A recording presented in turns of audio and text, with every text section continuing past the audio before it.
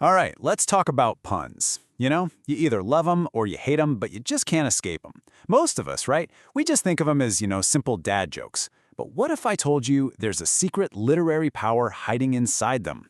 Well, stick around, because we are going to uncover the hidden genius that's been hiding in plain sight this whole time. Okay, you've probably heard this one a million times. It's got to be one of the most famous puns out there. And it's just a perfect example of what we're talking about, right? It plays with grammar and meaning. You've got the word flies doing two totally different jobs in the same breath. It's the perfect place for us to start. So what's the trick here? I mean, really, what is it that makes this work? How does our brain manage to process two completely different meanings at the exact same time? Let's break down the mechanics behind this little bit of magic.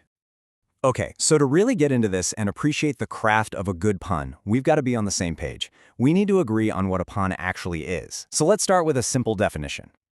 So at its heart, a pun is basically, well, it's linguistic multitasking. It's all about making one little word or sound pull double duty, right? You get this kind of humorous collision of two different meanings, all happening in a single moment. Now, puns usually work in one of two ways. You've got your sound-alikes, or homophones. These are words that sound exactly the same, but mean totally different things, like sun and sun. Then, on the other hand, you have words with multiple meanings, or polysemy. Think of a word like light. It can mean not heavy, or it can mean brightness. Both of these are just fantastic tools for wordplay.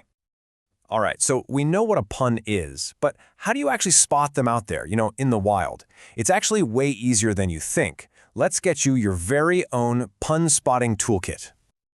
Okay, check this out. It's a simple four-step process. Step 1, find that clever word, the one that seems to be doing the heavy lifting. Step 2, check if it has two different meanings.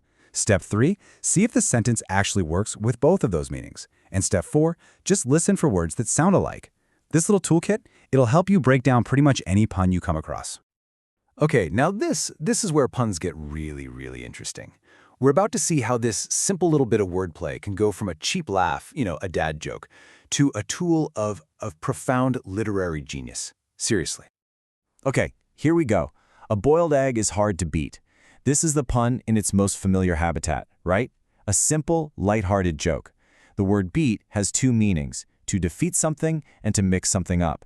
The humor just comes from that silly little overlap. Simple enough. But, and this is the important part, that exact same technique can completely flip the script. It can go from comedy all the way to tragedy. Let's see how a pun can be used not for a punchline, but for a real punch to the gut.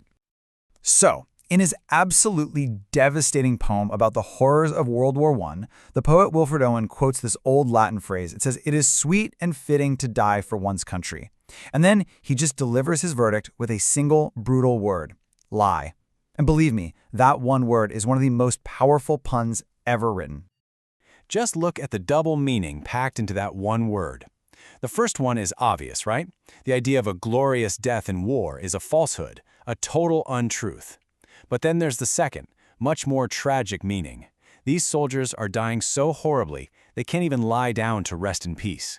It's the exact same technique as the boiled egg joke, but the effect? It's absolutely heartbreaking.